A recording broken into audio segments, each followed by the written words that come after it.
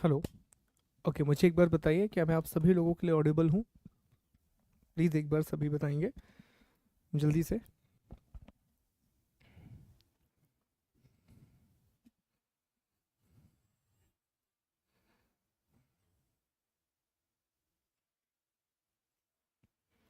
MP में? जी हाँ, अभी ये क्लास सिर्फ एमपी में आएगी तो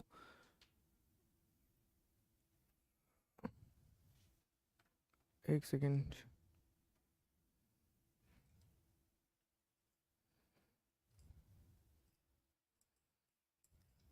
एक सेकेंड रुकिए, एक सेकेंड रुकिए बस।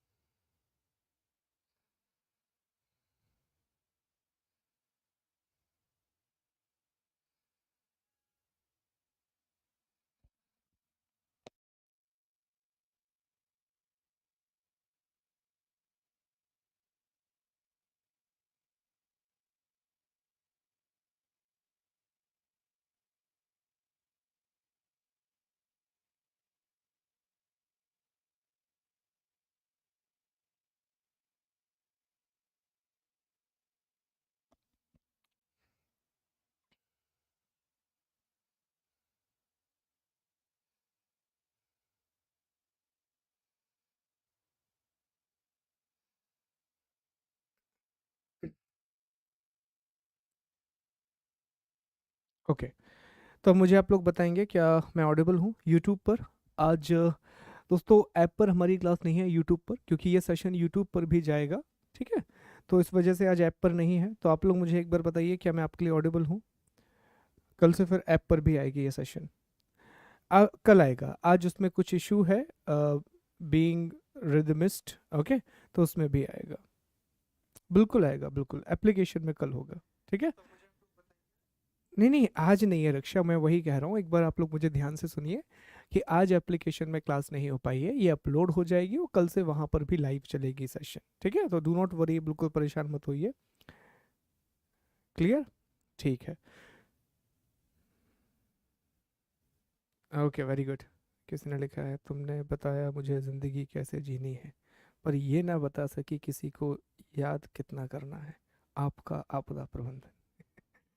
चलिए ठीक, thank you so much, audible है। Thank you, thank you, thank you so much. ठीक है, चलिए, सारी चीज़ें ऑडिबल है।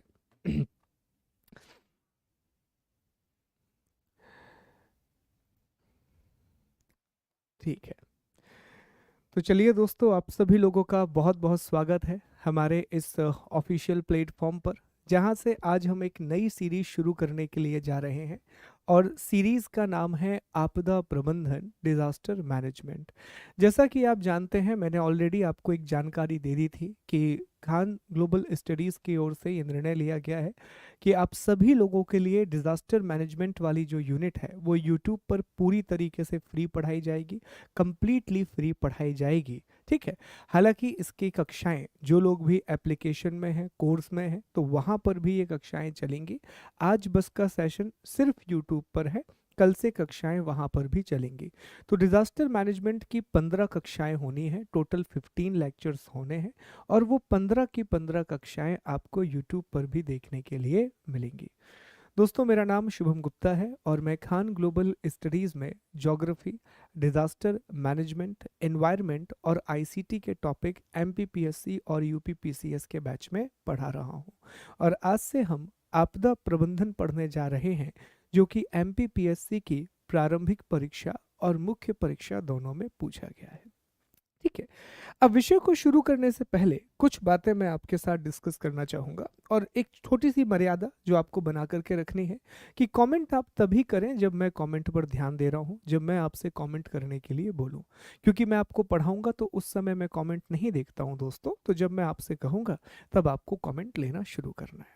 चलें, सबसे पहले हम इस बात पर जरा चर्चा कर लें कि सर ये आपदा प्रबंधन क्यों ज़रूरी है, क्यों इसकी कक्षाएं पढ़ाई जा रही हैं, क्या इसका रीज़न है। तो पहले हम एग्ज़ाम पर्सपेक्टिव से बात करते हैं और फिर हम दूसरा एक एनालिटिकल एंगल लेकर के आएंगे। देखिए दोस्तों, जब भी मुख्य परीक्षा की बात होती है, विशेष तौर पर एमपीपीएससी एग्जामिनेशन की, तो आप सभी लोग जानते हैं कि एमपीपीएससी के पैटर्न में 2020 से काफ़ी ज़्यादा बदलाव किए गए हैं, बहुत सारे चेंजेस लाए गए हैं। और अब जो एमपीपीएससी का सिलेबस है, इसे इकाइयों के आधार पर बांट दिया गया है, इसे यूनिट के आधार पर डिवाइड कर दिया गया है। मतलब आप देखेंगे जा करके तो इसमें अलग अलग इकाइयां हैं, इसमें अलग अलग यूनिट हैं। और 2 साल के पेपर, एक 2020 की मुख्य परीक्षा और फिर 2021 की मुख्य परीक्षा, दोनों पेपरों को देखने के बाद एक बात समझ में आ रही है कि जैसा इन्होंने कहा था कि हर एक इकाई से लगभग 30 अंकों के प्रश्न पूछे जाएंगे, ऑलमोस्ट 30 मार्क्स का क्वेश्चन पूछा जाएगा, उतनी चीजें पूछी जा रही हैं। अब एक बहुत इंटरेस्टिंग बात सुनिए, जब आप एमपीपीएससी की मुख्य परीक्षा के सिलेबस को देखते हैं तो यहाँ पर जितनी भी इकाइयां हैं उन्हें आप दो भागों में बांट सकते हैं। एक तरफ है आपके पास ट्रेडिशनल सब्जेक्ट, अर्थात वो विषय जो शुरुआत से हम पढ़ते आ रहे हैं, एग्जाम्पल के लिए हिस्ट्री, ज्योग्राफी, पॉलिटी, इकोनॉमी। और दूसरी तरफ आपके पास है स्मॉल यूनिट अर्थात छोटी इकाइयां। मैं आपकी एक बहुत इंपॉर्टेंट बात आज बताने जा रहा हूं दोस्तों, जब भी आप एमपीपीएससी की तैयारी करें, खास तौर पर मुख्य परीक्षा की तैयारी करें, हमेशा आपकी प्रायोरिटी स्मॉल यूनिट्स होनी चाहिए, ना कि ट्रेडिशनल सब्जेक्ट। सर ऐसा क्यों? देखिए, जितने भी ट्रेडिशनल सब्जेक्ट हैं ये बहुत लेंदी होते हैं। एग्जाम्पल के लिए मान लीजिए जैसे मैं आपको ज्योग्राफी पढ़ाता हूँ, तो ज्योग्राफी पढ़ाने में एक जियोमॉर्फोलॉजी की यूनिट है, एक वर्ल्ड की यूनिट है और एक इंडियन ज्योग्राफी की यूनिट है। इन तीनों इकाइयों को पढ़ाने में लगभग लगभग अगर मैं कक्षाओं की बात करूं तो मुझे 4 से 4.5 महीने का समय लगता है। और वही दूसरी ओर, ठीक है, आपने ये 3 यूनिट पिक कर ली, इन 3 यूनिट को पढ़ाने में मुझे 4 महीने का समय लगा। और इन 3 यूनिट से आपकी कितनी कहानी बनेगी? तो सर इन 3 इकाइयों से टोटल हमें 90 मार्क्स मिला। और वहीं पर कुछ छोटी इकाइयां हैं, छोटी इकाइयों में यूनिट नंबर 4 आता है, यूनिट नंबर 5 आता है। पेपर 3 में जाएंगे तो आईसीटी आता है, एनर्जी आता है और इन्वायरमेंट आता है। कितनी इकाइयां हो गई? सर 5 इकाइयां हो गई। और इन 5 इकाइयों को पढ़ाने में मुझे 4 महीने लगेंगे। 5 इकाइयां कितने नंबर? 150 number, 150 marks. यहां पर भी आप 4 महीने पढ़ रहे थे और यहां पर भी आप 4 महीने पढ़ रहे हो, लेकिन अब जो आउटपुट निकल के आ रहा है वो ज्यादा है। दूसरी बात, जितने भी ट्रेडिशनल सब्जेक्ट होते हैं इनसे ऐसे सवाल पूछ लिए जाते हैं कई बार जिनके बारे में हमें कोई जानकारी नहीं होती, क्योंकि ये बहुत डिटेल में है, ये बहुत डेप्थ में है। आप कितना भी प्रयास करें लेकिन कभी भी आप पूरी ज्योग्राफी, पॉलिटी, इकोनॉमी, हिस्ट्री नहीं पढ़ सकते। कुछ ना कुछ हिस्से ऐसे होंगे जो ग्रे एरिया में होंगे और वो हम छोड़ करके आगे बढ़ जाएंगे। लेकिन ये जो टॉपिक है, disaster management, water management, ICT, energy, environment, ये ऐसे विषय हैं कि ये बहुत लिमिटेड है, ये बहुत ज़्यादा सीमित है। और चूंकि ये सीमित हैं, हम इनके बारे में हर एक बात पढ़ सकते हैं, या जितने भी पहलू एग्जाम से जुड़े हुए हैं उन सभी पहलुओं का अध्ययन हम कर सकते हैं। तो इसका फायदा हमें कहाँ मिलेगा? कि हो सकता है आपको ये सारे सब्जेक्ट पढ़ने के बाद भी 90 में से आप 50 या 60 स्कोर कर सको, लेकिन यहाँ पर जो स्कोरिंग अपॉर्चुनिटी होती है वो 120 से 130 तक हो सकती है। आप इतना ज़्यादा नंबर 135, 140 तक भी आप इन इकाइयों में जा सकते हैं। तो मैं फिर से आपको बताऊं, इस बात पर विचार कीजिएगा। एमपीपीएससी के जितने भी विद्यार्थी तैयारी कर रहे हैं, प्लीज़ इस बात पर फोकस कीजिए और ध्यान दीजिए कि ये वो यूनिट हैं जो हम छोड़ देते हैं। जब भी हम चर्चा करते हैं ना कि सिलेबस में क्या हो गया, 98% स्टूडेंट आपसे कहेंगे हाँ हिस्ट्री पढ़ ली है, पॉलिटी पढ़ ली है, इकोनॉमी पढ़ ली है, ज्योग्राफी पढ़ ली है, लेकिन इन पर चर्चा हम कभी नहीं करते। और इनके बारे में हम बोलते क्या है, अरे यार ये तो हो जाएगा, कर लेंगे, छोटा सा तो है ही, हो जाएगा, कर देंगे, ऐसा हो जाएगा, वैसा हो जाएगा। और उस चक्कर में हम इस स्कोरिंग अपॉर्चुनिटी को भूल जाते हैं। तो कहने की बात यह है कि ये विषय आपके लिए बहुत ज़्यादा ज़रूरी है। ज़रूरी इसलिए है क्योंकि ये आपको स्कोरिंग अपॉर्चुनिटी देगा। ये पूरा का पूरा सब्जेक्ट आपके लिए बहुत सारी स्कोर करने की अपॉर्चुनिटी लेकर के आता है, और कम समय में और कम नोट्स में।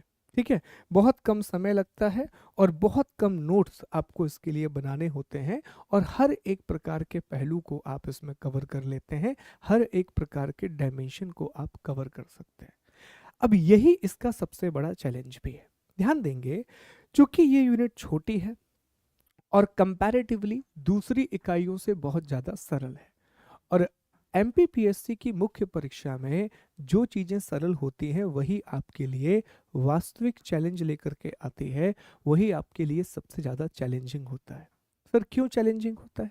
चैलेंजिंग इसलिए है कि सवाल आसान आएंगे, और हर एक व्यक्ति जो सीरियस पढ़ने वाले व्यक्ति हैं वो निश्चित तौर पे इनके बारे में पढ़ेगा, वो डेफिनेटली इन चीज़ों के बारे में पढ़ेगा। तो आपकी आंसर राइटिंग का स्तर ऊंचा होना चाहिए, जो उत्तर आप लिखने वाले हैं वो और ज़्यादा बेहतर और ज़्यादा अट्रैक्टिंग होना चाहिए। तो इस पूरे के पूरे कोर्स में हमारा जो कोर फोकस होगा वो आंसर राइटिंग पे होगा, कि 3 नंबर का बहुत सॉलिड आंसर कैसे लिखें, 5 नंबर का आंसर कैसे लिखें, और 11 नंबर में अगर कोई भी चीज़ निकल करके आ रही है तो उसे हम कैसे बनाएंगे। ठीक, ये पहली बात हो गई एग्जाम की बात। दूसरी बात, इस टॉपिक का महत्व क्या है, इंपॉर्टेंस क्या है, जरा इस पे चर्चा कर लेते हैं। देखिए, आप मुझे एक बात का जवाब दीजिए, क्या आपदाएं पहले नहीं आती थी? कमेंट करके आंसर बताइए। क्या डिजास्टर पहले नहीं आते थे? क्या ऐसा होता था कि सर जब सिंधु घाटी सभ्यता थी कोई आपदा नहीं आई? सर वैदिक सभ्यता में कोई आपदा नहीं आई? अंग्रेजों के समय भी आपदाएं नहीं आई? ये तो पॉसिबल नहीं है। डिजास्टर एक ऐसी चीज है जो पहले से आ रही है, आपदा एक ऐसी चीज है जो बहुत पहले से और लगातार घटित हो रही है। तो अब आपदाएं इतनी ज्यादा भयावह कैसे हो गई हैं? अब डिजास्टर इतनी ज्यादा डिजास्टरस कैसे हो गई हैं, या इतनी ज्यादा विनाशकारी कैसे हो गई हैं? इसके दो तीन बात समझिए, इसके रीजन को समझने की कोशिश कीजिए। देखिए दोस्तों, जैसे जैसे इंसान एक विकसित समाज की ओर आगे बढ़ता है, जैसे जैसे एक सभ्यता विकसित सभ्यता बनती है, एक सिविलाइजेशन डेवलप्ड सिविलाइजेशन बनती है, वो अपने लिए बहुत सारे साधनों का निर्माण करती है, बहुत सारे रिसोर्सेस को कंस्ट्रक्ट करती है। फॉर एन एग्जाम्पल, मान लीजिए कि जब भारत में अंग्रेजों का शासन था, तो हो सकता है आपको बहुत सारी बहुमंजिला इमारतें देखने ना मिले। कभी भी उस समय तो आपको नहीं ही मिलेंगी कि एक इमारत है 15 मंजिल की, 14 मंजिल की। उस समय आपको फ्लाईओवर देखने नहीं मिलेंगे कि बहुत फ्लाईओवर बने हैं, या हिमालय वाले क्षेत्र में बहुत सारी रोड्स या पुल देखने के लिए नहीं मिलेंगे। तो अब जब ये चीजें हैं ही नहीं, तो अगर आपदा आएगी भी तो वो बहुत बड़ा रूप नहीं लेगी। लेकिन अब जिस दुनिया में हम जी रहे हैं, हम एक विकसित समाज में पहुंच चुके हैं, हम एक डेवलप्ड और उससे भी इंपॉर्टेंट है महत्वाकांक्षी समाज का हिस्सा है, हम एक एस्पायरिंग सोसाइटी का हिस्सा है। एस्पायरिंग सोसाइटी का मतलब होता है एक ऐसा समाज जो नई चीजों को खोजना चाहता है, जो नई चीजों को समझना चाहता है। और जो भी सोसाइटी एस्पायरिंग होती है या विकसित होती है, वो बहुत सारी चीजों को खड़ा करते जाती है। आज बहुत सारी इमारतें बन गई हैं, रोड बन गए हैं, फ्लाईओवर बन गए हैं। तो अब जब आपदा आएगी तो खुद इमेजिन कीजिए कि एक स्थान है, आप मुझे बताइएगा कमेंट करके, एक जगह है जहां पर 1 मंजिल की इमारत है, सिर्फ ग्राउंड फ्लोर है, और पूरे ग्राउंड फ्लोर की इमारतें हैं। और एक जगह है जहां पर स्काई स्कैपर्स बने हुए हैं, अर्थात बहुमंजिला इमारतें बनी हुई हैं। तो भूकंप का प्रभाव ज्यादा कहां पर होगा? अर्थक्वेक कहाँ पर ज़्यादा इम्पैक्ट डालेगा? तो निश्चित सी बात है, जहाँ स्काई स्कैपर्स बने हुए हैं वहाँ भूकंप का प्रभाव ज़्यादा होगा। तो हम ये कहेंगे, ये बहुत इंपॉर्टेंट है। आप ये मत सोचिए कि मैं आपको कहानी सुना रहा हूँ, मैं आपको 11 नंबर का एक उत्तर की स्टार्टिंग प्रिपेयर कर रहा हूँ कि वर्तमान के समय में जब मनुष्य की महत्वाकांक्षाएं बढ़ चुकी हैं, हम एक विकसित सभ्यता का हिस्सा हैं, जिस वजह से अब जो आपदाएं आती हैं उनका विनाशक स्तर बहुत ज़्यादा होता है। अब जितने भी डिजास्टर आते हैं तो इन सभी डिजास्टर का, इन सभी आपदाओं का जो अफेक्ट लेवल है, जो प्रभाव है, वो बड़े स्तर पर देखने के लिए मिलता है। और चूंकि इनका प्रभाव बड़े स्तर पर देखने के लिए मिल रहा है, यही कारण है कि हमें आपदा प्रबंधन की आवश्यकता है, यही कारण है कि हमें डिजास्टर मैनेजमेंट की ज़रूरत है। अब इसके एक और पहलू पर हम बात करेंगे, फिर हम क्लास को आगे बढ़ाएंगे। देखिए, आज के समय एक नई प्रकार की आपदा का हम सामना कर रहे हैं। दुनिया में पुराने समय से हम आपदाओं का सामना कर रहे हैं, पुराने समय से हम डिजास्टर को फेस कर रहे हैं, लेकिन शुरुआती जो आपदाएं होती थी वो सामान्यतः प्राकृतिक थी। आज जो सबसे बड़ी आपदा हम सबके सामने खड़ी हुई है प्रकृति में, वो जलवायु परिवर्तन है, क्लाइमेट चेंज है। लेकिन मैन मेड डिजास्टर में जो सबसे बड़ी आपदा है वो है प्रौद्योगिक आपदा, वो है टेक्नोलॉजिकल डिजास्टर। सर, प्रौद्योगिक आपदा मतलब कि साइबर अपराध। सबसे बड़ा खतरा जो किसी भी देश, किसी भी दुनिया, पूरी दुनिया के देशों के लिए, हम सबके लिए जो बना हुआ है वो है साइबर क्राइम। जितने भी लोग आज मुझे सुन रहे हैं, देख रहे हैं, ध्यान दीजिएगा इन बातों पर। Cyber crime is the reality, और इसीलिए साइबर अवेयरनेस बहुत ज़रूरी है। रिसेंटली मैं आपको एक बता दूं, बहुत ध्यान रखेंगे इस बात का, हाल ही में एक प्रकार का साइबर फ्रॉड हो रहा है। उसमें आपको बैंक की तरह दिखने वाला एक प्रॉपर इनवॉइस भेजा जाता है और फिर उसमें आपको एक लिंक भेजी जाती है। अगर आप उस लिंक पर क्लिक करेंगे तो आपके फ़ोन में वायरस वगैरह जो कुछ भी रहेगा वो सारी चीज़ें इंस्टॉल कर दी जाएंगी और आपकी जानकारी को निकाला जाएगा। मेक श्योर कि इन चीज़ों का बहुत ध्यान रखें। बहुत सारे तरीके से साइबर फ्रॉड हो रहा है। और एमपीपीएससी ने यह प्रश्न भी पूछा कि प्रौद्योगिकी आपदाओं के उदाहरण दीजिए, give an example of technological disaster. तो ये नए प्रकार की आपदा है। अब चूंकि आपदा नई है तो तरीके भी नए अपनाने पड़ेंगे, और उसके लिए जो रिसोर्स मैनेजमेंट आपको करना होगा वो भी बिल्कुल नए तरीके का करना होगा। ठीक है, तो मैं उम्मीद करूंगा कि एक ओवरव्यू आपको मिल गया होगा। पहले तो स्कोरिंग है सर, बहुत स्कोरिंग है, और दूसरा सर एक आइडिया मिला हमें सब्जेक्ट का कि क्यों हमें डिजास्टर मैनेजमेंट पढ़ना चाहिए। क्योंकि इंसान अभी अपने विकास के चरम पर पहुंच चुका है, हमने बहुत इंफ्रास्ट्रक्चर बना लिया है, साइबर स्पेस जैसी चीज़ें आने लगी हैं, जिस वजह से अब आपदा का खतरा और भी ज़्यादा बढ़ चुका है। जो डिजास्टर है उसकी जो कह सकते हैं रिस्क है वो और भी ज़्यादा, या उसके इफेक्ट अब और भी ज़्यादा अब बढ़ चुके हैं। ठीक है, अब चलिए आगे बढ़ते हैं, जरा पाठ्यक्रम की चर्चा करते हैं, सिलेबस की हम चर्चा करते हैं। तो सिलेबस में सबसे पहले मुख्य परीक्षा की बात करें तो मुख्य परीक्षा में ये GS paper 1, GS paper 1 part B की यूनिट नंबर 4 में दिया गया है। कहां पर दिया गया है sir? GS paper 1 part B unit number 4। जितने भी दोस्त एप्लीकेशन पर हैं, आपको ऑलरेडी हमने ये सिलेबस शेयर किया हुआ है जब मैं आपको मैपिंग पढ़ा रहा था।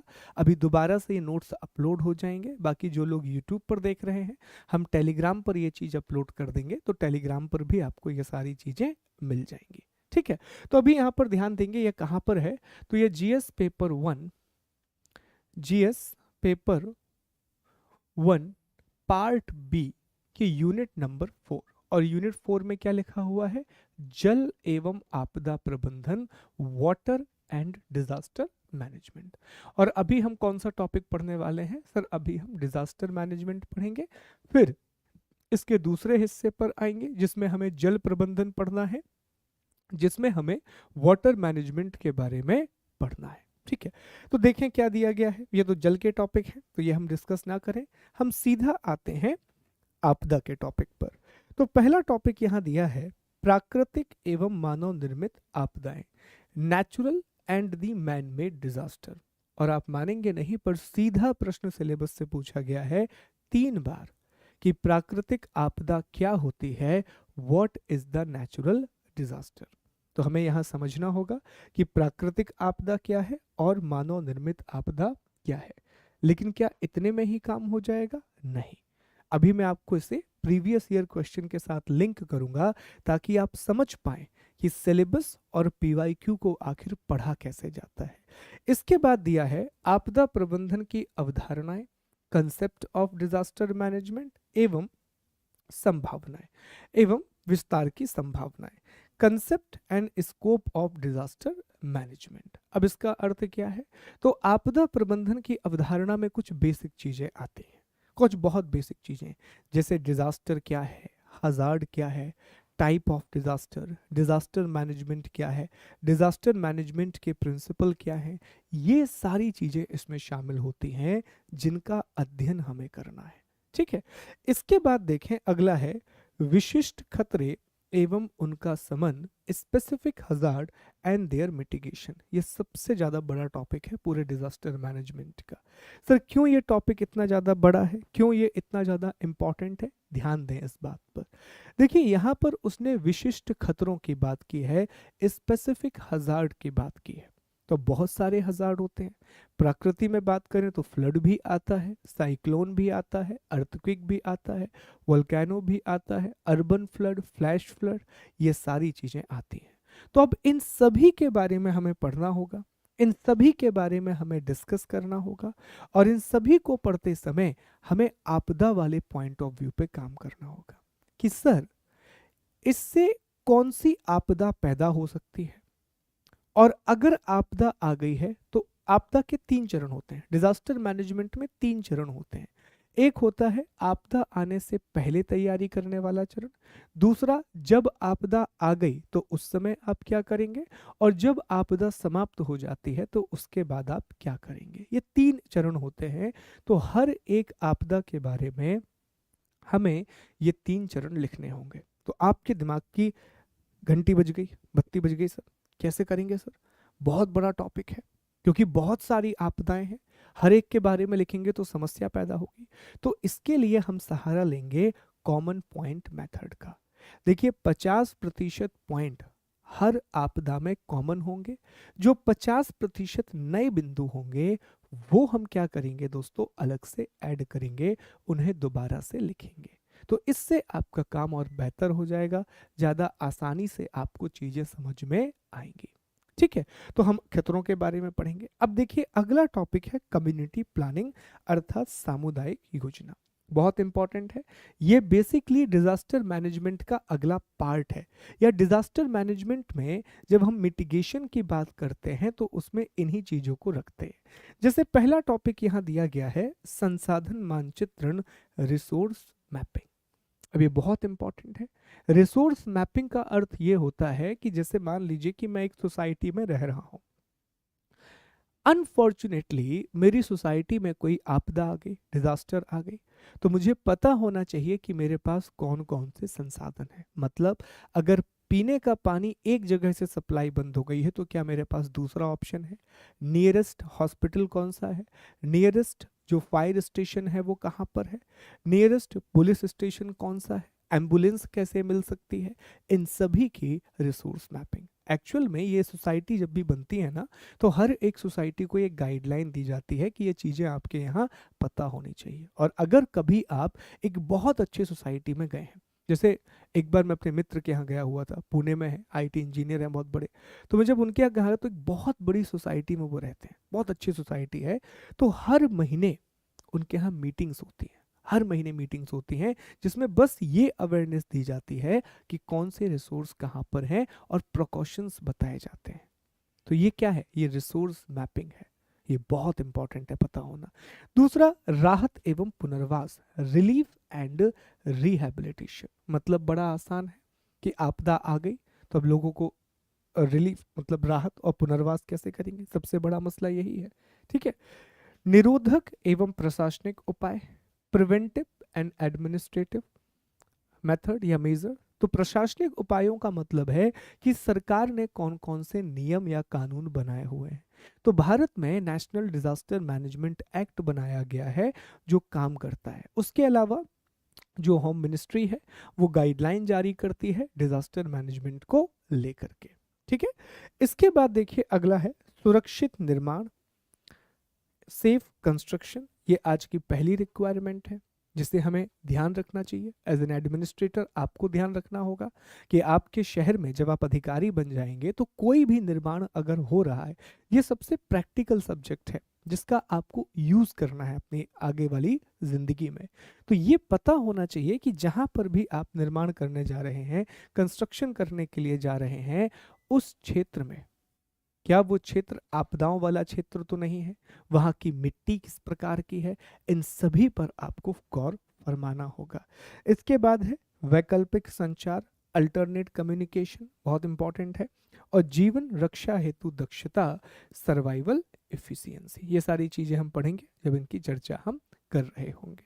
तो ये दो टॉपिक हैं, ये आपके मुख्य परीक्षा का सिलेबस है, ये आपके मेंस का सिलेबस है। अभी इसे हम कनेक्ट भी करेंगे कि सिलेबस से पीवाईक्यू से कैसे जोड़ेंगे, प्रीवियस ईयर क्वेश्चन से हमें इसे कैसे कनेक्ट करना है। ठीक है, अब जरा ध्यान दें, आगे बढ़ेंगे अगले टॉपिक पर। तो प्रीलिम्स में भी आपको ये टॉपिक दिया गया है। प्रीलिम्स में जो इकाई नंबर 7 है, जो यूनिट नंबर 7 है, इसमें एक टॉपिक दिया गया है प्राकृतिक आपदाएं एवं प्रबंधन। एक टॉपिक इसमें दिया गया है natural disaster and management. Natural disaster and management एक टॉपिक यहाँ दिया गया है, तो ये आपको याद रखना है, पता होना चाहिए, नेचुरल डिजास्टर एंड मैनेजमेंट। हालांकि प्रश्न नहीं पूछे गए हैं, पर अगर कभी प्रश्न आ गए तो हमें थोड़ी सी अप्रोच यहाँ बदलनी होगी। जैसे कोई भी टॉपिक मैं आपको कराऊंगा तो निश्चित तौर पे मैं मुख्य परीक्षा के प्रश्न तो आपको दूंगा ही लिखने के लिए, पर मेंस के साथ साथ मैं आपको प्रीलिम्स के क्वेश्चन भी दूंगा कि यार ये पॉसिबल एमसीक्यू हैं जो बन सकते हैं, और यहाँ से हो सकता है कि आपसे कोई प्रश्न पूछ लिया जाए। तो हम प्रीलिम्स की तैयारी भी साथ में करेंगे और मेंस की तैयारी भी साथ में करेंगे। पर मैं फिर से स्पष्ट कर दूं, प्रीलिम्स में ये उतना इंपॉर्टेंट नहीं है, पर चूंकि सिलेबस का एक हिस्सा है तो वो कवर हो जाएगा। और जैसा मैंने आप लोगों को बताया था, याद है आपको क्लास में बताया था कि अपना एक चार्ट प्रिपेयर करके रखिए, उसमें हर एक चीज़ पर टिक करते जाइए कि आप कौन सा टॉपिक पढ़ रहे हैं, उसके नोट्स बने कि नहीं बने, एमसीक्यू लगाए कि नहीं लगाए, आंसर राइटिंग किया या नहीं किया, और 3 बार रिवीजन हुआ R1 R2 R3 की नहीं। जैसे जैसे ये सिलेबस में होता जाएगा आप मान के चलिएगा आपकी तैयारी अच्छी होती जाएगी। ठीक है, तो इस चीज को फॉलो कीजिएगा और इस पर ध्यान दीजिएगा। ठीक है सर, ये तो सिलेबस की चर्चा हो गई सर, पाठ्यक्रम हमें समझ में आ गया, या फिर कम से कम एक मोटी मोटी जानकारी हमें सिलेबस के बारे में मिल चुकी है। अब जरा हम प्रीवियस ईयर क्वेश्चन की बात करते हैं। हम पिछले, ये फाइल आपको भी मैं अपलोड करा दूंगा, जैसी फाइल मैंने आपको ज्योग्राफी में दी थी ऐसी ही फाइल मैं आपको यहाँ पर भी देने वाला हूँ। ठीक है, तो अब जरा हम प्रीवियस ईयर क्वेश्चन की बात करते हैं, पीवाईक्यू हम डिस्कस करते हैं कि पीवाईक्यू में क्या क्या पूछा गया है। ओके, देखो सबसे पहले ना हम नए प्रश्नों की चर्चा करेंगे कि 2020 और 21, चूंकि नया सिलेबस है तो 2020 और 21 में क्या पूछा गया। फिर हम चर्चा करेंगे कि 2014 से 19 तक किस प्रकार के प्रश्न पूछे गए और कैसे हम इन्हें सिलेबस के साथ जोड़ेंगे, कैसे हम इन्हें सिलेबस के साथ लिंक करेंगे। तो अब देखिए, पहला, ये तो वर्षा जल है तो उसको छोड़ देते हैं, अभी हमारे काम का नहीं है। अभी यहाँ पर एक प्रश्न है, वाइजैग गैस रिसाव पर टिप्पणी करें। Right a note on Vizag gas leak. अब ये प्रश्न क्यों आया, कब आया, 2020 में।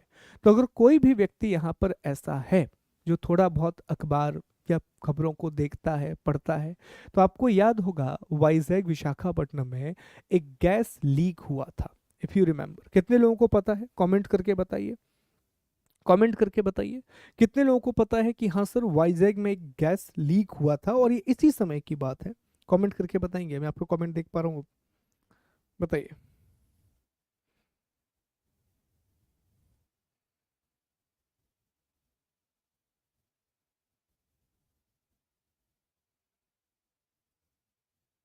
याद है,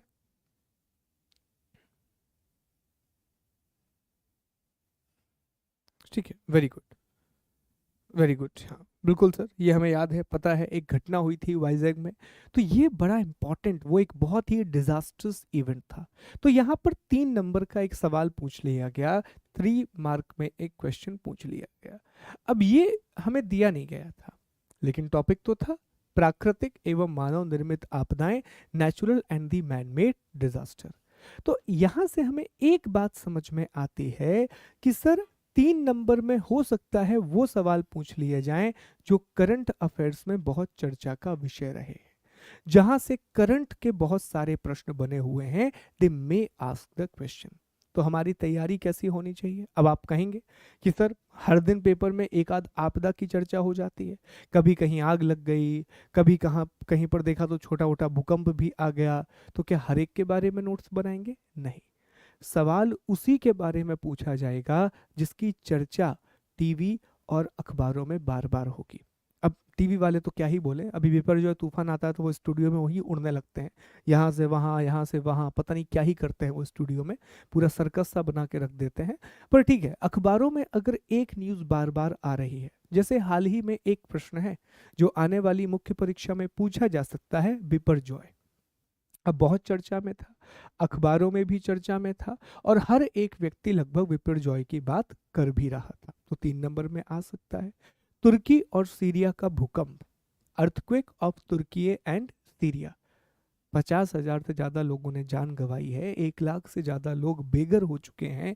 बहुत बड़ा डिजास्टर्स भूकंप था वो, बहुत बड़े पैमाने पर, एक के बाद एक लगातार उसमें झटके आते रहे। तो 3 नंबर का प्रश्न वहां से भी पूछा जा सकता है। तो हमें बस ये याद रखना है कि प्रश्न इस तरह से पूछे जा सकते हैं, इस प्रकार के क्वेश्चन आ सकते हैं। तो जब भी आप अखबार पढ़ें, तो एक तो अखबार पढ़ने की आदत लगाइए, रेगुलर पढ़िए। तो जब भी पढ़ें तो 3 3 नंबर के इन प्रश्नों पर गौर करते रहें। ठीक है। दूसरा प्रश्न यहीं पर एक और पूछा गया, एम्फॉन साइक्लोन, ये भी करंट से आया है कि एम्फोन चक्रवात क्या है, write a geographical note on the Amphan cyclone. तीसरा प्रश्न आसान पूछा गया कि भूकंप की तीव्रता को मापने वाले यंत्र का नाम बताइए और उसके आविष्कार का वर्ष लिखिए। अब इसका पहला हिस्सा तो सभी को पता होगा, लेकिन दूसरे में हो सकता है कि कुछ लोगों को याद ना हो। ठीक है, चलिए। तो सर ये प्रश्न तो आसान है, कोई बहुत मुश्किल प्रश्न नहीं है, लेकिन हमें इनकी तैयारी करनी पड़ेगी और करंट में लगातार बने रहना पड़ेगा कि अगर कोई भी टॉपिक ऐसा आ रहा है तो कम से कम हम 3 नंबर की जानकारी उसके बारे में एकत्रित कर लें, एटलीस्ट 3 मार्क्स की इंफॉर्मेशन हम जरूर कलेक्ट कर लें। इसके बाद आप देखें लघु उत्तरीय प्रश्न पूछे गए हैं, शॉर्ट आंसर क्वेश्चन। तो यहाँ पर एक बहुत अच्छा प्रश्न आया जिसने हमारी पढ़ने की अप्रोच को बदला है, और एज अ टीचर हमारे पढ़ाने की अप्रोच को बदला है। स्टूडेंट के पढ़ने की अप्रोच और हमारे पढ़ाने की अप्रोच बदली है। प्रश्न है कि प्रौद्योगिकी आपदा के प्रमुख उदाहरण दें, और कितने नंबर में पूछा गया है? तो 5 नंबर में पूछा गया है, ये 5 मार्क में पूछा गया है। Provide main examples of the technological disaster. अब अभी आपको लग रहा होगा कि सर ये तो आसान है, पर अभी सोच के देखिए, मैं लिखने की बात नहीं कर रहा हूँ, मैं आपसे कह रहा हूँ आप सोच के देखिए, आप कितनी प्रौद्योगिकी आपदाएं सोच पाएंगे। और सिर्फ सोचने से तो काम बनना नहीं है, अल्टीमेटली इन चीज़ों को आपको लिखना है, इन चीज़ों को मेंशन करना है। तो वो भी बहुत इंपॉर्टेंट टास्क है कि सर लिखना पड़ेगा। तो अब ये कहाँ से आया?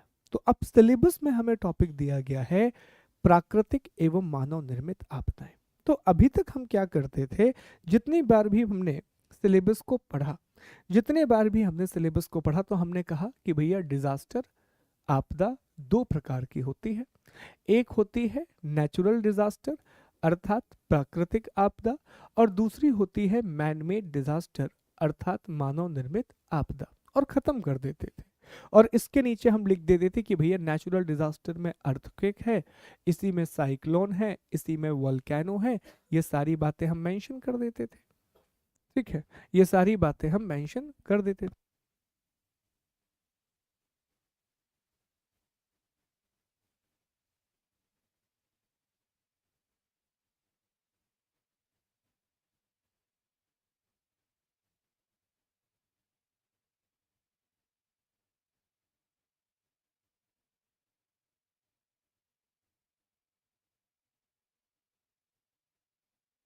ठीक है, चलिए ध्यान दीजिए।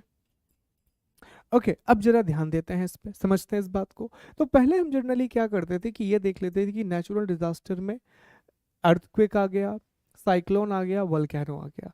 और मैन मेड में हमने बता दिया कि सर इसमें फायर है, फॉरेस्ट फायर है, या फिर न्यूक्लियर प्लांट है।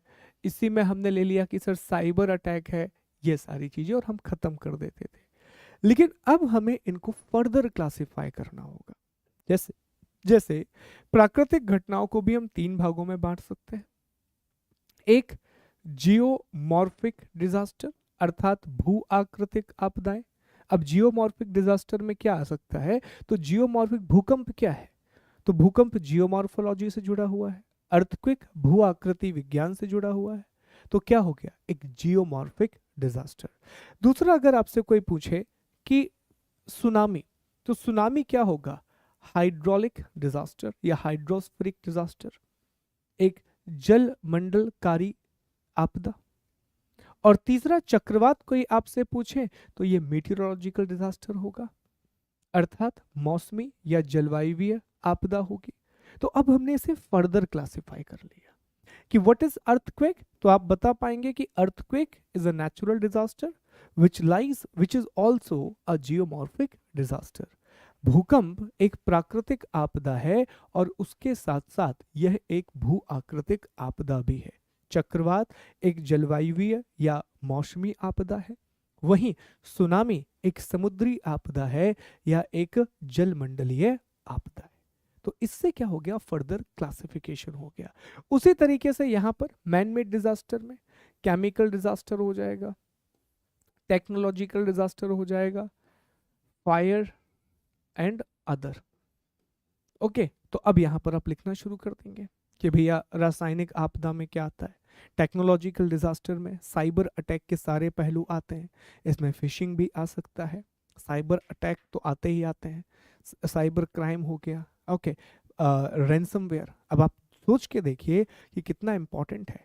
अगर मैं आपसे कहूं फिलहाल दुनिया के सामने जो सबसे बड़ी प्राकृतिक आपदा है, जो सबसे बड़ा नेचुरल डिजास्टर है, वो है क्लाइमेट चेंज, जलवायु परिवर्तन।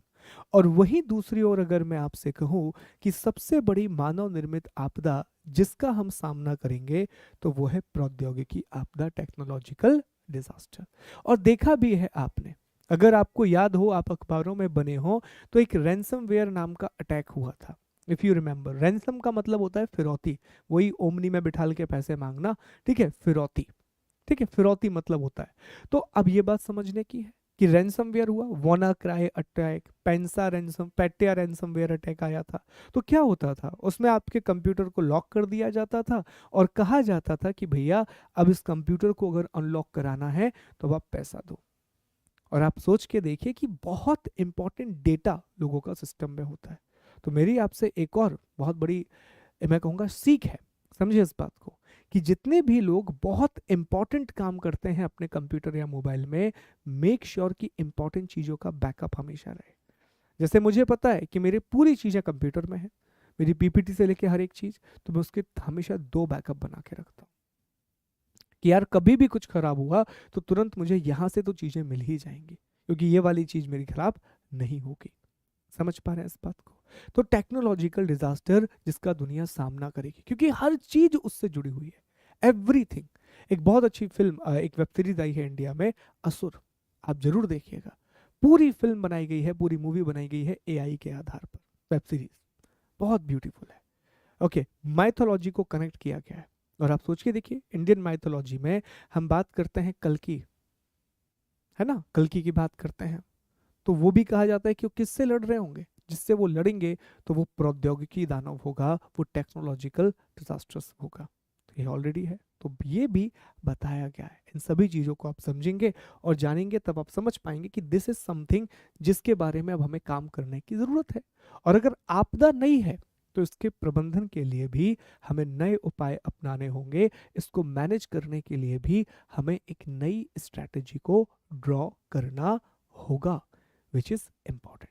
तो ये हमें सिलेबस को जानने से मिलता है। तो इसीलिए मैं बार बार कहता हूं कि सिलेबस अकेला आपको कभी रास्ता नहीं दिखाएगा अगर आपने उसे पीवाईक्यू से नहीं जोड़ा। ठीक। इसके बाद देखिए दीर्घ उत्तरीय प्रश्न। अच्छा, दीर्घ उत्तरीय प्रश्न में जो लॉन्ग आंसर टाइप क्वेश्चन है इसमें ऑप्शन मिलता है, तो ये और में है, ये और में दिया गया है, दो प्रश्न नहीं है, ये और है एक्चुअली में, और ओके। तो एक जल प्रबंधन से कि जल प्रदूषण नियंत्रण के उपाय बताइए, explain water pollution control measure. और अगला पूछा गया आपदा निवारण क्या है, आपदा निवारण में जानकारी की भूमिका स्पष्ट करें। What is the disaster mitigation and explain the role of information in the disaster mitigation. देखो, मैं मेरी एक छोटी सी एडवाइस और है आप लोगों को।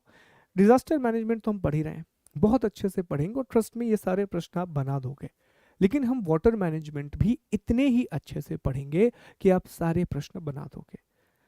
मेरी सलाह आपको ये रहेगी, अनटिल एंड अनलेस आपकी प्रश्न पर बहुत अच्छी कमांड ना हो, 11 नंबर में वाटर मैनेजमेंट वाले क्वेश्चन अटेम्प्ट करना। हाँ, लेकिन अगर कमांड बहुत अच्छी है तो फिर डिजास्टर मैनेजमेंट पर ही जाना, अन्यथा वाटर मैनेजमेंट वाले क्वेश्चन कंपैरेटिवली इजी है, ज़्यादा आसान होते हैं उनको लिखना। ठीक है सर, पढ़ क्यों रहे हैं? क्योंकि 5 नंबर और 3 नंबर में आपको ऑप्शन नहीं मिलते। 5 और 3 नंबर में जो प्रश्न आया है उसका जवाब देना आपके लिए मैंडेटरी है।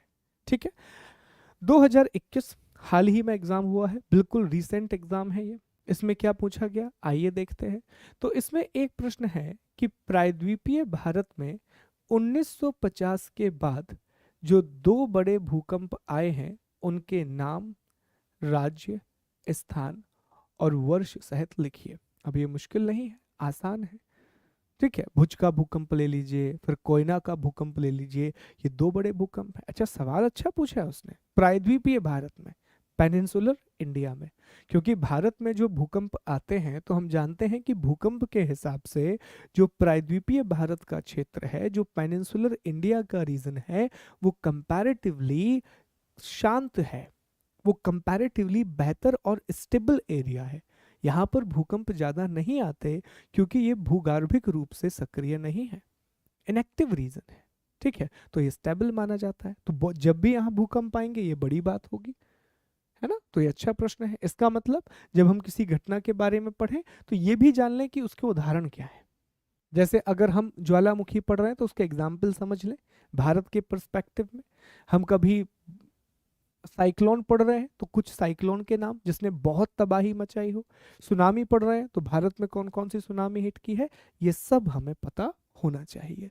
लघु उत्तरीय प्रश्न में प्रश्न पूछा है खतरे और आपदा के बीच क्या अंतर है। ये रिपीटेड क्वेश्चन है, खतरे और आपदा के बीच क्या अंतर है। इसको हमेशा आप इंग्लिश में पढ़ेंगे क्योंकि खतरे के लिए अलग अलग शब्द का इस्तेमाल किया जाता है। खतरे को संकट भी बोल दिया जाता है, इसी को विपत्ति भी बोल दिया जाता है, और इसी को प्रकोप भी बोला जाता है। ठीक है, तो शब्द बदलता रहता है, लेकिन इंग्लिश में हमेशा एक ही वर्ड रहेगा और वर्ड है हजार्ड। तो what is the difference between hazard and the disaster? What is the difference between hazard and the disaster? Repeated question है और ये कहाँ से आया है? आपदा प्रबंधन की अवधारणाएं, इस concept and scope of disaster management से ये पूछा गया है।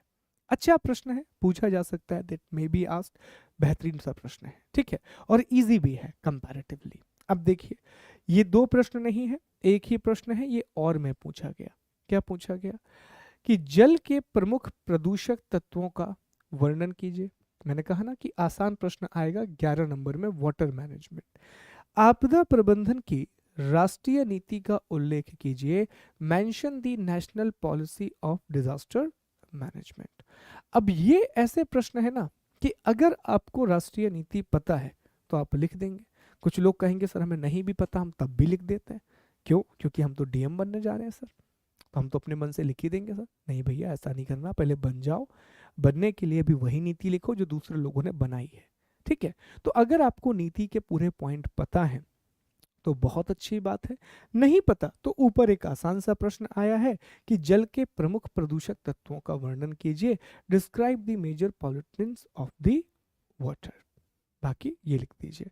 अब जरा देख लेते हैं कि सर इससे पहले कैसे प्रश्न पूछे गए हैं। कुछ पुराने प्रश्नों पर गौर फरमा लेते हैं कि सर पहले किस प्रकार के प्रश्न आए हैं। तो पहले सिलेबस अलग था और पुराने सिलेबस में आपदाएं दी गई थी, उसमें आपदाओं के नाम लिखे हुए थे कि भुज का भूकंप पढ़ना है, भारत की सुनामी पढ़ना है, फिर आपको चेरनोबिल की घटना पढ़ना है, भोपाल गैस त्रासदी पढ़ना है। हालांकि भोपाल गैस त्रासदी हम अब भी पढ़ेंगे क्योंकि मध्य प्रदेश से जुड़ी हुई है और दुनिया के सबसे बड़ी केमिकल डिजास्टर्स में से एक है, दुनिया की सबसे बड़ी रासायनिक दुर्घटनाओं में से एक है भोपाल गैस त्रासदी। ठीक है, तो अब देखिए यहां पर प्रश्न पूछा गया, ये तो रिपीटेड क्वेश्चन होगा बार बार, प्राकृतिक आपदा क्या है, नेचुरल डिजास्टर। देखिए यही प्रश्न यहां पर 2015 में पूछा गया, प्राकृतिक आपदा क्या है, व्हाट इज नेचुरल डिजास्टर। अच्छी बात यह है कि डिजास्टर मैनेजमेंट में पीवाईक्यू अगर आपने तैयार कर लिए तो आपके स्कोप तैयार हो जाते हैं, क्योंकि बहुत ज्यादा डायमेंशन नहीं बनते ना इस विषय में, डायमेंशन तो कम ही बनेंगे। तो अगर आपकी पीवाईक्यू पे पकड़ अच्छी है तो आप सारे डायमेंशन को लगभग लगभग लगभग कवर कर लेते हैं। तो यहाँ इस बात पे जरा गौर फरमाइए कि जैसे ये प्रश्न आते हैं ना तो यही आपके लिए टास्क भी पैदा करते हैं कि सर ये तो हर कोई लिखेगा, अब बार बार प्रश्न आ रहा है तो हर किसी ने ये प्रश्न तैयार भी किया होगा। तो जैसा मैंने कहा कि मुख्य परीक्षा में जो चीज सरल है वही आपके लिए चैलेंजिंग है।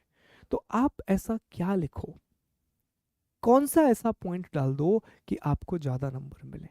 तो यहां पर हमें सहारा लेना पड़ता है विभिन्न संधियों का, डिफरेंट ट्रीटीज का, अलग अलग फ्रेमवर्क का, और भारत में राष्ट्रीय एनडीएमए के एक्ट का और एनडीएमए की गाइडलाइन का। देखिए कोई भी चीज, जैसे मान लीजिए कि आपने कहा, आपने एक बात कही कि यार भारत में अभी भी 20% लोग गरीब हैं, आपकी बात का उतना महत्व नहीं होगा, आप कुछ हो क्या, आप अभी कुछ नहीं हो सर, मैंने ही बोल दिया तो मेरी बात का क्या महत्व है। ठीक है, आप मान लोगे और कोई नहीं मानेगा। लेकिन अगर मैं कहूं कि भारत के आर्थिक सर्वेक्षण के अनुसार भारत की 20% जनसंख्या में गरीबी है, अब आप मेरी बात जरूर मानोगे। तो डिजास्टर मैनेजमेंट एक ऐसा टॉपिक है जहां पर आपको बैकिंग लेनी पड़ती है। और ये पूरा का पूरा टॉपिक जो मैं आपको पढ़ा रहा हूं, ये सारा टॉपिक का कंटेंट मैं ले रहा हूं नेशनल डिजास्टर मैनेजमेंट गाइडलाइन से, जो कि होम मिनिस्ट्री, 350 पेज का एक गाइडलाइन आता है होम मिनिस्ट्री का, उसमें हर एक डिजास्टर के बारे में लिखा हुआ है। तो मैं वहां से सोर्स कलेक्ट कर रहा हूँ, वहां से चीजें, ताकि हम जो भी लिखें वो कॉन्क्रीट लिखें और उसके पीछे बेस हो। तो हम क्या करेंगे दोस्तों, जब पूरा डिजास्टर मैनेजमेंट पढ़ेंगे तो पहले एक सामान्य परिभाषा बनाएंगे, एक जनरल डेफिनेशन बनाएंगे, और सामान्य परिभाषा बनाने के बाद फिर हम ये देखेंगे 3 चीजें जिनको फॉलो करना है, राष्ट्रीय आपदा प्रबंधन अधिनियम, national disaster management act, national disaster management guideline, राष्ट्रीय आपदा प्रबंधन की गाइडलाइन, तीसरा है Sendai framework, the Sendai framework जो 2030 तक एक्टिव रहेगा, और चौथा है United nation office of disaster risk reduction, जिसका पुराना नाम था United nation international strategy for disaster reduction. तो ये एक पूरा डॉक्यूमेंट है, ये पूरा एक फ्रेमवर्क है जिसमें हर एक चीज को परिभाषित किया गया है। प्रकोप क्या है, आपदा क्या है, क्षमता क्या है, सुभेद्यता क्या है, जोखिम क्या है, आपदा प्रबंधन के आयाम क्या होते हैं, इन सबको।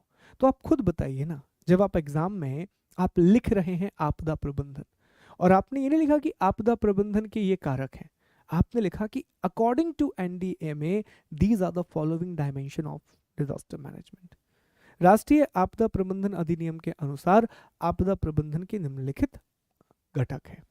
तो आपकी बात में बैकिंग आ गई, अब आपकी बात में जोर है। ठीक है, तो ये हमें करना होगा ताकि चीजें सरल हैं। अगर आप सामान्य परिभाषा लिखेंगे तो हो सकता है आपको उतने नंबर ना मिले, लेकिन आपने अगर एक वो परिभाषा लिखी जो कि किसी अधिनियम, संधि या फ्रेमवर्क के द्वारा परिभाषित की गई है, तो वहीं पर आपको मार्क्स ज्यादा मिलेंगे। तो इसीलिए जब ये टॉपिक हम पढ़ेंगे तो पूरा टॉपिक हम 3 जगह से सोर्स लेंगे, Sendai framework, United nation office for disaster risk reduction, और तीसरा रहेगा तीसरा रहेगा एनडीएमए, और चौथा रहेगा नेशनल डिजास्टर मैनेजमेंट गाइडलाइन। बस इसके बाहर हमें नहीं जाना है, यही हमारे सोर्स होंगे, ना हम किसी किताब का सहारा लेंगे ना किसी और चीज का, हम इन्हीं के हिसाब से आगे बढ़ते जाएंगे। ठीक है। तो नोट्स आपको जो मैं दूंगा वही सफिशिएंट है, इसके अलावा कुछ भी आपको नहीं पढ़ना है। दूसरी बात कि आप चीज़ें लिखवाएंगे, तो जी हाँ, बहुत सी बातें मैं आपको लिखवाऊंगा, लेकिन मैं आपको फाइनल नोट्स दूंगा जैसे ही टॉपिक खत्म हो जाएगा। हिंदी और इंग्लिश का अलग अलग, तो उसका प्रिंट आउट आपको निकलवाना पड़ेगा, क्योंकि कुछ बातें ऐसी रहेंगी जो मैं आपको नहीं बताऊंगा। जो भी बातें हम क्लास में लिखेंगे वो शॉर्ट नोट के फॉर्मेट में लिखेंगे, शॉर्ट नोट। ठीक है, एक जॉटिंग बस किया करेंगे। एक्चुअल जो कंटेंट रहेगा वो आपके पीडीएफ में रहेगा। ठीक है, जॉटिंग हर एक की रहेगी, शॉर्ट नोट में हर एक के बनवाऊंगा आपको। ये शॉर्ट नोट बन चुका है, अब आप लिख सकते हैं, और आप कोई भी क्वेश्चन आ जाए। और शॉर्ट नोट बनाने का फायदा पता है क्या है?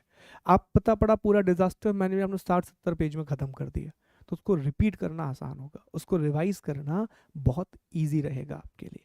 ठीक है, चलिए ध्यान दीजिए, प्रश्न क्या पूछा गया। तो ये प्रश्न आया, उत्तराखंड में आकस्मिक बाढ़, उत्तराखंड में बाढ़, तो ये उस समय चर्चा के टॉपिक थे। प्रश्न पूछा गया हाल ही में क्या चर्चा में है, तो हाल ही में अगर एक नई डिजास्टर के रूप में आप देखें तो दो चीजें बड़ी, अब बाढ़ से प्रश्न नहीं आते क्योंकि बाढ़ एक प्राकृतिक आपदा है, लेकिन अर्बन फ्लड, शहरी बाढ़, ये तो बड़ी समस्या है। हमने चेन्नई में शहरी बाढ़ देखी, और हाल ही में हमें दिल्ली में भी शहरी बाढ़ देखने के लिए मिली। तो ये प्रश्न आ सकता है, Delhi urban flood, Chennai urban flood, flash flood. Flash flood बहुत ज़्यादा इंपॉर्टेंट है, बहुत चर्चा में है फ्लैश फ्लड। तो यही चीज़ें आती हैं निकल करके जो चर्चा में रहता है, पर इसलिए अखबार पढ़ना ज़रूरी। अब देखो ये वाला प्रश्न अभी भी आया है नए वाले सिलेबस में, विपत्ति और आपदा में इस बार क्या शब्द दिया, विपत्ति। अभी क्या दिया है, खतरा। इसलिए मैं कह रहा हूं कि हिंदी में ये शब्द बदलेगा, इंग्लिश में यही रहेगा, हजार्ड एंड द डिजास्टर। तो प्रश्न अच्छा है, मतलब हमें इसकी तैयारी भी अच्छे से करनी पड़ेगी। हमें 5 नंबर में भी पूछा जा सकता है, और यहाँ इन्हें 3 नंबर में पूछा, इस बार 5 नंबर में आया है। पहले 2014 में 3 नंबर में ये प्रश्न पूछा था। 3 नंबर के हिसाब से अप्रोच अलग रहेगी, और 5 नंबर के हिसाब से अप्रोच अलग रहेगी। ठीक है, आगे बढ़ते हैं। इसके बाद फिर आप देखिए लघु उत्तरीय प्रश्न है, शॉर्ट। अब इसमें भुज के भूकंप पर टिप्पणी कीजिए, सिलेबस में था।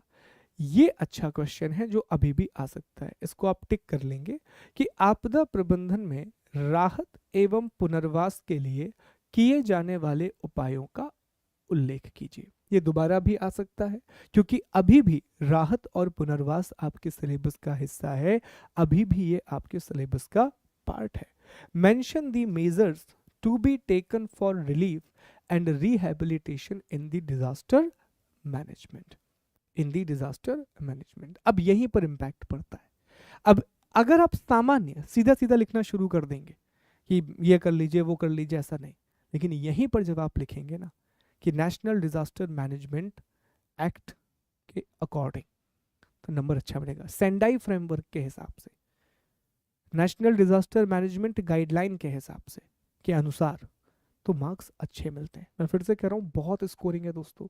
एक बार ईमानदारी से पढ़ लो, एक बार मेहनत कर लो, यहाँ से नंबर बहुत मिलते हैं आपको, बहुत स्कोरिंग है। ठीक है, जैसे पॉलिटी में मैं हमेशा कहता हूँ कि कोर पॉलिटी से ज़्यादा इंपॉर्टेंट आपके लिए वो जो टॉपिक है ना जिसमें आयोग वगैरह दिए गए हैं, कम्युनिटी, शुभम त्रिपाठी सर पढ़ा रहे हैं, अमेजिंग पॉलिटी पढ़ा रहे हैं। ठीक है, तो वो सब सारे टॉपिक जब पढ़ाते हैं तो वो वहाँ से प्रश्न पूछ लिए जाते हैं, छोटे छोटे टॉपिक से। और हर टीचर आपको ये बताएगा कि छोटी इकाइयों में ज़्यादा स्कोप होता है, आपके पास अपॉर्चुनिटी बहुत ज़्यादा होती है स्कोर करने की। ठीक है, इसके बाद आप देखें, भारत में बाढ़ प्रभावित क्षेत्रों का वर्णन कीजिए। तो ये दिया रहता है गाइडलाइन में पहले नंबर पर ही, बाढ़ क्षेत्र, भूकंप क्षेत्र, ज्वालामुखी क्षेत्र, साइक्लोन एरिया, ये सब दिया रहता है। हिंद महासागर की सुनामी, ये पुराने सिलेबस से आया। चेरनोबिल पुराने सिलेबस में था। भोपाल गैस त्रासदी, तो भोपाल गैस त्रासदी तो हम अब भी पढ़ेंगे। ठीक है, आपदा न्यूनीकरण, अब ये अच्छा प्रश्न है, ये रिपीट हो सकता है। आपदा न्यूनीकरण के उद्देश्य और उसके उपायों का वर्णन करें, बहुत अच्छा प्रश्न है। ठीक है, describe the objectives and measures of disaster mitigation, ये अच्छा प्रश्न है, इसको भी आप याद रखेंगे कि ऐसे प्रश्न जरूर आएंगे। और जब साथ में पढ़ाएंगे ना आपको हम, ये एक बार ध्यान रखिएगा कि जैसे जैसे हम पढ़ेंगे दोस्तों, साथ में ही हम प्रश्न करेंगे, प्रीवियस ईयर क्वेश्चन भी तुरंत सॉल्व करेंगे, और जो पॉसिबल क्वेश्चन है वो भी मैं तुरंत आपको लिखने दूंगा। तुरंत मैं आपको उसका आंसर नहीं बताऊंगा, टॉपिक पढ़ाने के बाद आपको होमवर्क दिया जाएगा, और अगले दिन की क्लास में जब आप आओगे तब मैं उसका मॉडल आंसर आपको बताऊंगा, अदरवाइज आप लिखोगे नहीं। और एग्जाम किसको देना है? आपको, तो मेहनत भी किसे करना होगा? आपको। ठीक है, ये बात ध्यान दीजिएगा। दीर्घ उत्तरीय में आपदा प्रबंधन के सिद्धांतों का उल्लेख कीजिए। आपदा प्रबंधन में राहत और पुनर्वास में किए जाने वाले उपायों की व्याख्या कीजिए। बहुत इंपॉर्टेंट है, ध्यान दीजिएगा। बहुत इंपॉर्टेंट है, ध्यान दीजिएगा।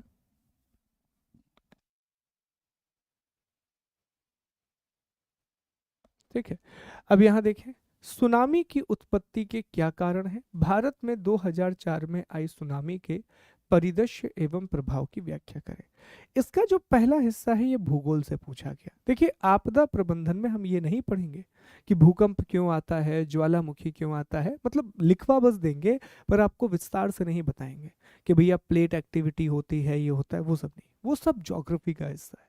यहाँ पर हमारा काम है डिजास्टर के बारे में पढ़ना, आपदा के बारे में पढ़ना। आपदा आई, क्या प्रभाव रहा, कितने लोग प्रभावित हुए, संपत्ति का नुकसान क्या कितना हुआ, सरकार ने क्या कदम उठाए इसके बाद। भारत के लिए 2004 की जो सुनामी है वो भारत के कोस्टल डिजास्टर मैनेजमेंट के लिए एक बहुत बड़ा सबक है। और उसके बाद इंडिया में जो काम हुआ है ना, वो बहुत शानदार है। ओडिशा ने तो गजब काम किया है, गजब काम किया है डिजास्टर मैनेजमेंट के लिए। ठीक है, तो सब राज्यों में अच्छा काम हुआ है। भूकंप उत्पत्ति होने के विभिन्न कारण, ये कहाँ से है? ज्योग्राफी से। लेकिन 2001 में कच्छ में हुए भूकंप का वर्णन कीजिए, ये डिजास्टर मैनेजमेंट है। ठीक है, ये देखो, ये प्रश्न बड़ा इंपॉर्टेंट है आपके लिए, बहुत अच्छा प्रश्न है, और ये नहीं बनेगा अनटिल अनलेस आपको सिलेबस पे पकड़ नहीं। अब देखो, आपदा प्रबंधन के संस्थात्मक संगठन एवं आधारभूत ढांचा नीति का वर्णन करें। Okay, describe the institutional organisation and infrastructure policy of disaster management. That is too good. अब इसमें आपको पता होना चाहिए कि आखिर इंस्टीट्यूशनल ऑर्गेनाइजेशन क्या है। तो दो स्तर पर काम होता है। इसके लिए हमें पढ़ना होगा कि डिजास्टर मैनेजमेंट के लिए नेशनल फ्रेमवर्क क्या है और इंटरनेशनल फ्रेमवर्क क्या है। तो नेशनल फ्रेमवर्क में एक एक्ट है, उसी एक्ट में संस्थाओं की चर्चा की गई है कि सेंट्रल लेवल पर अलग है, स्टेट लेवल पर अलग है, डिस्ट्रिक्ट लेवल पर अलग है। और इंटरनेशनल लेवल पर दो चीजें हैं, Sendai framework and United nation office of disaster risk reduction. ठीक है, तो उनके बारे में पता होगा तब ये लिख पाएंगे हम। राष्ट्रीय शासकीय समिति, राष्ट्रीय आपदा प्रबंधन प्राधिकरण, अब ये पहले टॉपिक था इसलिए पूछा गया, अब इस बात का उतना सेंस नहीं है। तो ये सारे प्रीवियस ईयर क्वेश्चन हैं। इंपॉर्टेंट है कि इन प्रीवियस ईयर क्वेश्चन से आप कुछ सीखें। ये फाइल है, ये अभी अपलोड करा दी जाएगी एप्लीकेशन पर। बाकी हमारा जो ऑफिशियल टेलीग्राम चैनल है खान ग्लोबल स्टडीज़, वहाँ पर ये पीडीएफ मिलेगी। अदरवाइज आप सर्च कीजिएगा NCERT by Khan global studies. आप टेलीग्राम पर जाइए और सर्च कीजिए NCERT by Khan global studies, तो वहाँ पर भी इसका पीडीएफ आपको मिल जाएगा। जितनी भी क्लासेस होंगी वहाँ इनका पीडीएफ एक एक करके आपको मिलता रहेगा। तो वाईजेक गैस घटना, ये सारे आपके प्रीवियस ईयर क्वेश्चन हैं, ये सारे आपके पिछले वर्षों के प्रश्न हैं। ठीक है, चलिए अब मुझे बताइए, क्या एक थोड़ा सा दिमाग में एक मैप बना कि क्या ये टॉपिक है, क्या सिलेबस है, किस तरह से हम आगे बढ़ने वाले हैं? यहाँ तक कोई डाउट है? और इन चीज़ों को सीखना बहुत ज़रूरी है। इन बातों को जब आप सीख जाएंगे और इन बातों का उपयोग आप अपने हर विषय में करना शुरू करेंगे, तब मान के चलिएगा कि अब आप अपनी प्रिपरेशन के बेहतर दौर में पहुंच गए हैं। अब चीज़ें आप बेहतर तरीके से करना आपने शुरू किया है।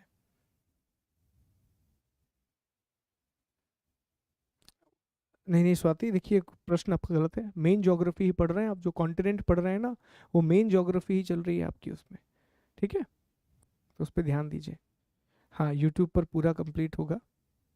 शिखा,